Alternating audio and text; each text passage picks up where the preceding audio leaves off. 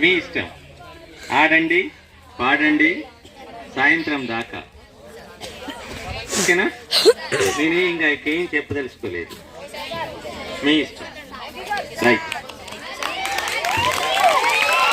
ఆ ఎంజాయ్ కూడా క్రమశిక్షణతో చేయండి. అద్దులేం లేవు, డిసిప్లైన్గా చేయండి.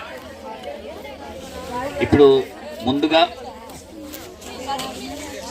ఏ కార్యక్రమాన్ని మనం ప్రారంభించుకున్నా మనకు ముఖ్యమైనటువంటిది ఏంటిది? ముఖ్యమైనది ఏంటిది? మనకు ముఖ్యమైనది ఏంటి? మీ లైఫ్లో ముఖ్యమైనది ఏంటిది? ముఖ్యమైన వాళ్ళు ఎవరు? ఓకే, సరే.